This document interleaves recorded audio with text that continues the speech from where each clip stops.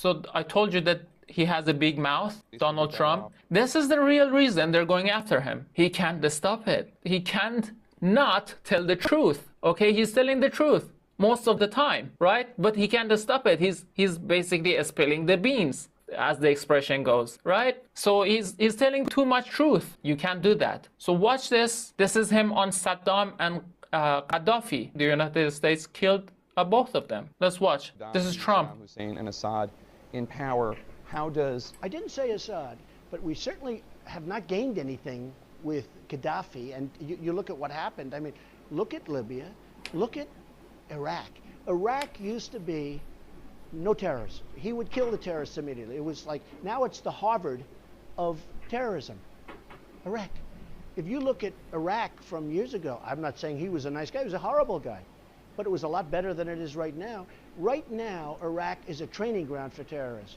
Right now, Libya, nobody even knows Libya. Frankly, there is no Iraq and there is no Libya. It's all broken up. They have no control. Nobody knows what's going on. The world would be better off with Saddam Hussein 100%. and Gaddafi in power? 100%. Now, as far as Assad is concerned, what about the human rights abuses? Let's talk. Well, you don't think they're happening now? They're worse now than they ever were. People are getting their heads chopped off. They're being drowned. Right now, they're far worse than they were ever under Saddam Hussein or Gaddafi. I mean, look what happened. Libya is a catastrophe. You look at our ambassador as an example, okay? Libya is a disaster. Iraq is a disaster.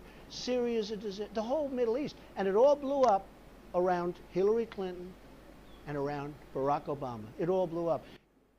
So you don't hear this on Western media. I have more. I have a lot more. Okay? Watch this. You don't hear this stuff on Western media. And US president shouldn't say these things.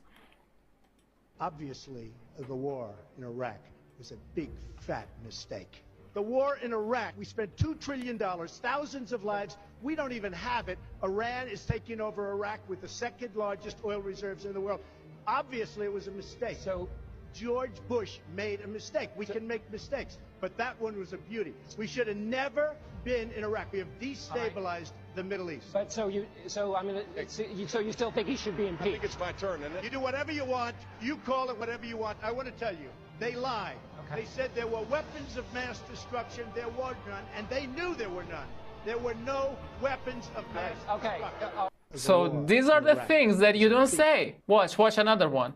And then they say he left troops in Syria. You know what I did? I left troops to take the oil. I took the oil. The only troops I have are taking the oil. They're protecting the oil. I took over We're taking the oil. We're not taking the oil. Well, maybe we will. Maybe we won't. They're protecting the facility. I don't know. Maybe we should take it. But we have the oil. Right now, the United States has the oil. So they say he left troops in Syria. No.